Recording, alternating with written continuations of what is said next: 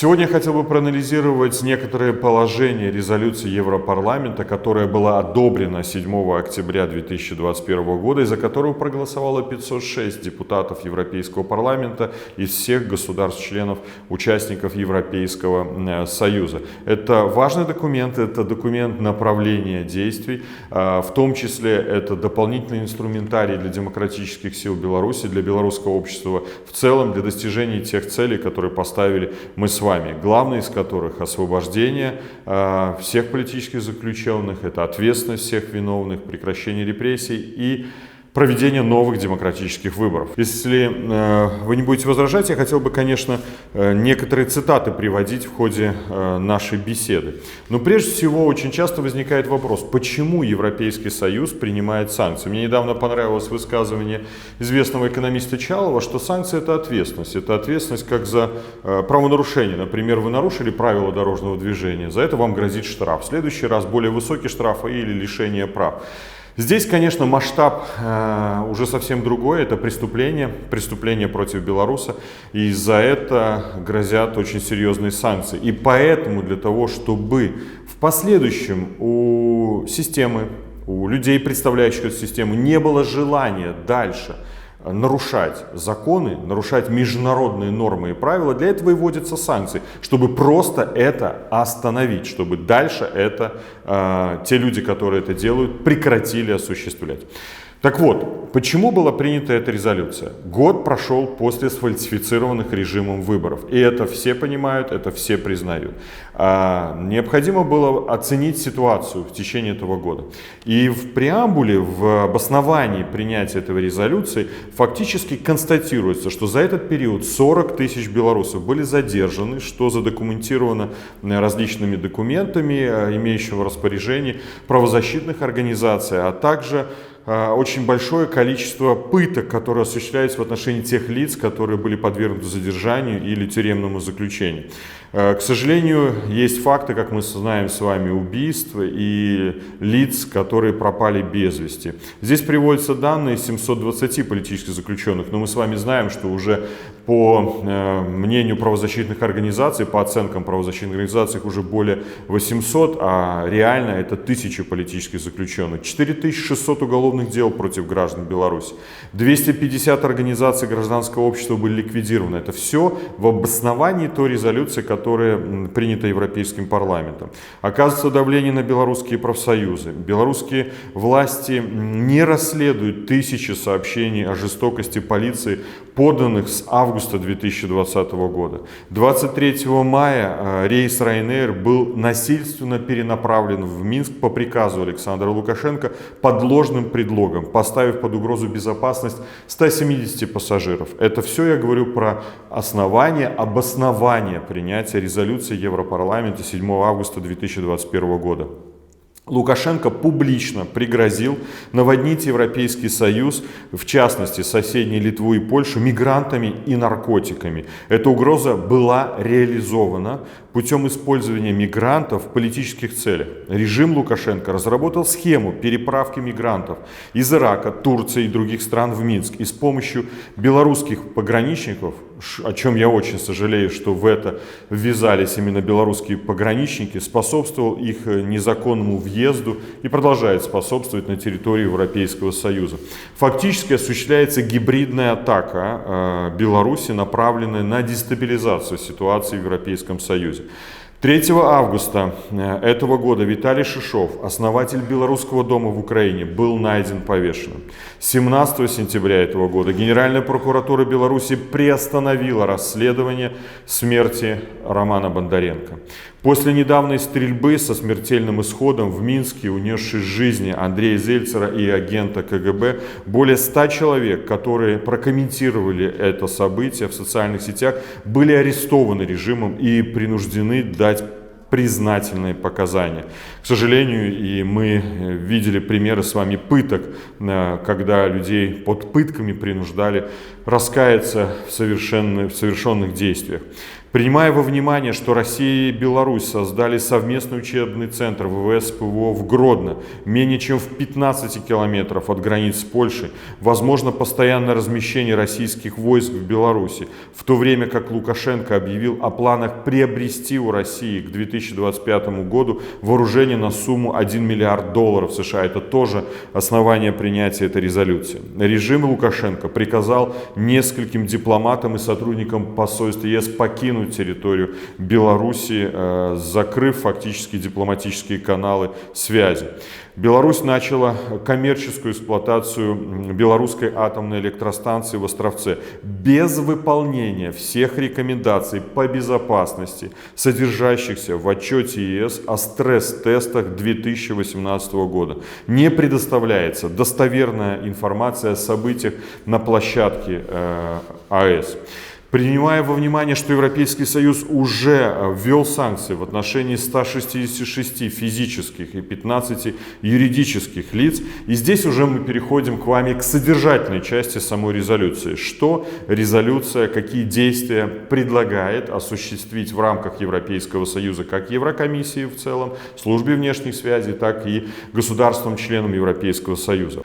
Важнейший политический месседж, который содержит резолюция Европейского парламента, я позволю прочитать. Европейский Союз и его государства-члены не признали результаты президентских выборов 2020 года из-за массовых фальсификаций и не признают Александра Лукашенко президентом Беларуси. Это именно то направление движения, которое в качестве приоритетного определило Народное антикризисное управление. И это первый документ, в котором достаточно четко записан тезис о непризнании Александра Лукашенко в качестве руководителя Беларуси. Призывает безоговорочно поддержать белорусскую демократическую оппозицию в организации свободных и справедливых выборов. Но это же не наше желание демократической оппозиции, это желание большинства белорусов провести свободные демократические выборы под наблюдением Бюро по демократическим институтам и правам человека ОБСЕ при участии независимых и свободных СМИ, а также наблюдателей. Европарламент считает угон и вынужденную посадку рейса Ryanair в Минске актом государственного терроризма и поэтому призывает ЕС применить ограничительные меры в отношении лиц и организаций в Беларуси и России, которые несут ответственность для того, чтобы не распространялось такое зло, как терроризм на территории Европы. Европейский парламент предлагает Европейскому совету, это уровень глав государств Европейского Союза, согласовать на своем следующем заседании в конце октября всеобъемлющий и стратегический подход к санкциям. Речь, конечно, может быть скорее вести о принятии 5-го пакета санкций, который также предлагают принять депутаты Европейского парламента, и, скорее всего, можно ожидать его принятия в ноябре этого года. Следующее. Европейский парламент считает важным укреплять целевые экономические санкции ЕС, сосредоточив внимание на ключевых секторах экономики Беларуси и государственных частных компаний, поддерживающих и финансирующих режим Лукашенко, с целью включения в дополнительные сектора такие направления, такие сферы, как сталь, древесина и химическая промышленность, а также все остальные государственные банки, к дополнению к Беларусьбанку, Белагропромбанку и Белинвестбанку, а также включить в санкционный список такие компании, как Беларускали и Белтелеком, запретить импорт продуктов, которые часто производятся заключенными в исправительных колониях. Еще раз, цель санкций не в самих санкциях. Цель санкций – наступление ответственности и добиться от режима прекращения репрессий, освобождения всех политических заключений, наказания виновных и обеспечения проведения демократических выборов. Также Европейский парламент призывает государства-члены объявить коллективно должностных лиц КГБ Беларуси на территории Европейского Союза как персоны нон-грата. Как я уже говорил ранее, это инициатива нидерландских депутатов.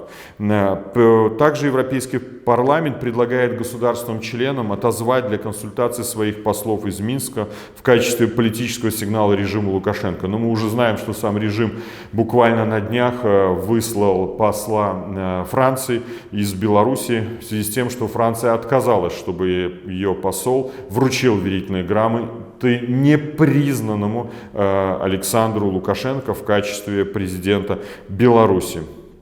Также Европейский парламент отмечает важность приостановить аккредитацию белорусским дипломатам в Европейском Союзе. Здесь я обращаюсь к своим коллегам-мидовцам. Вы понимаете, что вас ждет? Вас ждет пространство СНГ, дальняя дуга, но вряд ли Европейский Союз.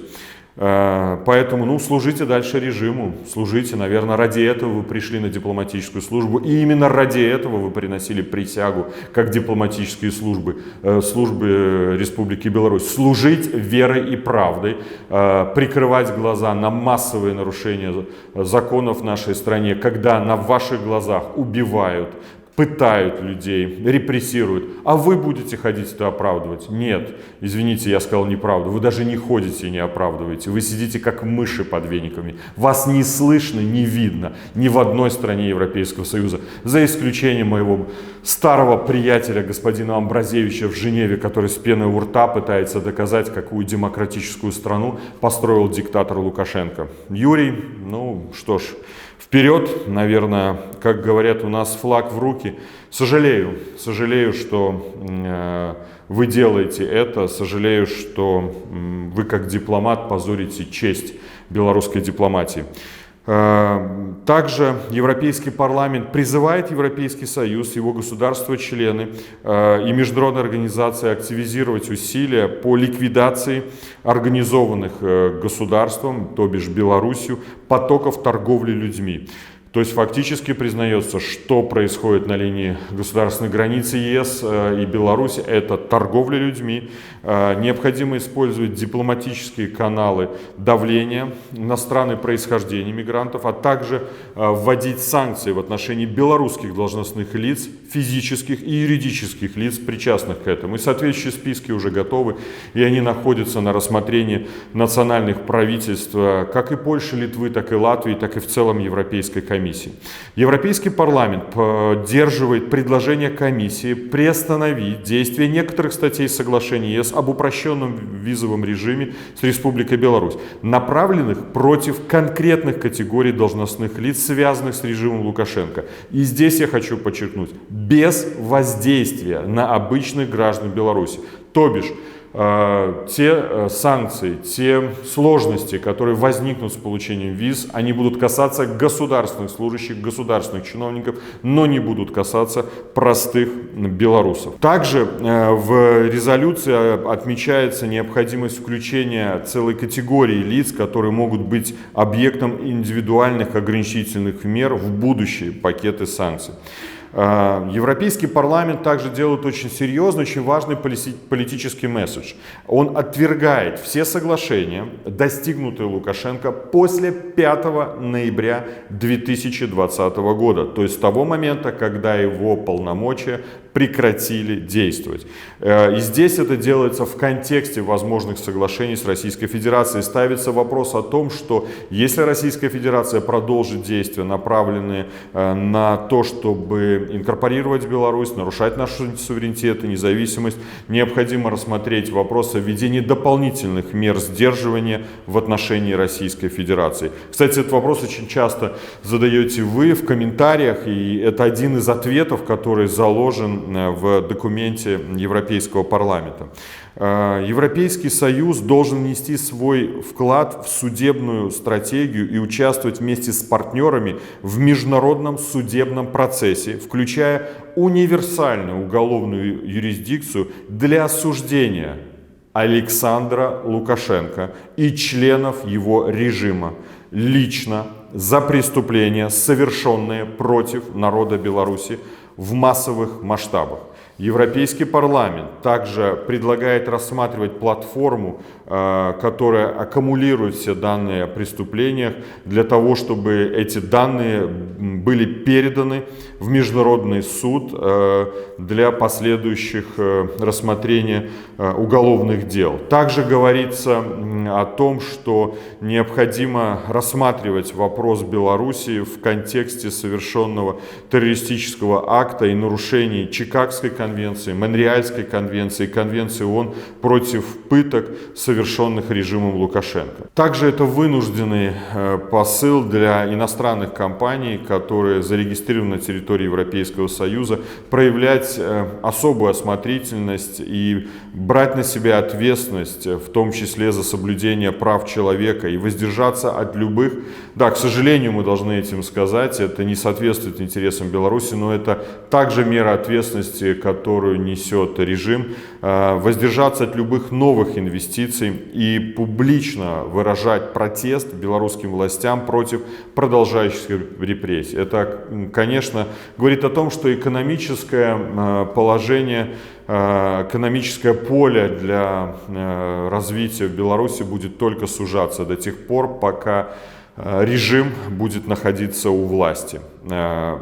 Европейский парламент поддерживает дальнейшее обсуждение вопроса создания международного трибунала по нарушениям прав человека в Беларуси, в Гааге. Это также одно из направлений, которое ведет Народное антикризисное управление. И вы знаете о той международной конференции, которая 11 числа этого месяца состоялась в Нюрнберге.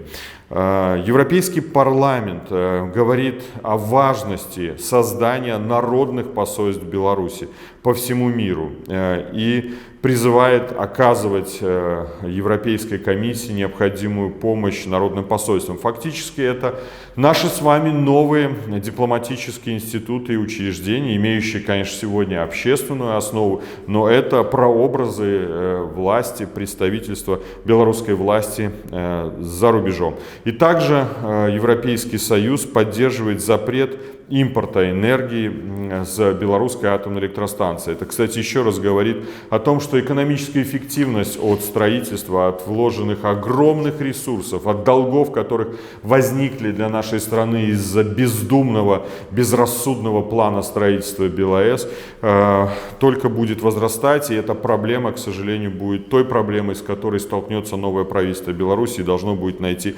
соответствующий выход.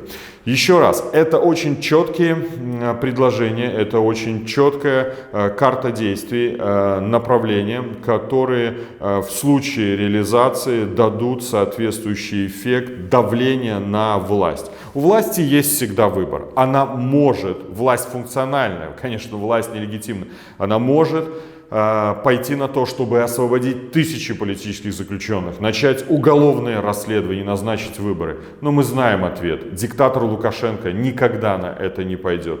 Значит, мы должны будем использовать все возможные, все доступные инструменты давления на эту власть. Мы, с одной стороны, рассчитываем на поддержку европейских структур. С одной стороны, мы понимаем, что это резолюция Европарламента, и она должна быть еще положена в конкретные документы Европейской комиссии, национальных правительств, согласована с национальными правительствами стран, участников Европейского Союза. Но с другой стороны, давайте не будем надеяться, что кто-то решит наши проблемы за нас. Для нас важно далее продолжать быть активными, готовиться к забастовке, обсуждать это на предприятиях, максимально безопасно встречаться, распространять листовки. Нам необходимо вывешивать наши исторические флаги, показывать, что мы не сдаемся. Очень много самоотверженных, потрясающих белорусов продолжают это делать. И вам огромный поклон за то, что вы не сдаетесь. Очень важно все те, кто сегодня внутри не сдался, но, может быть, внешне не проявляет свою активность,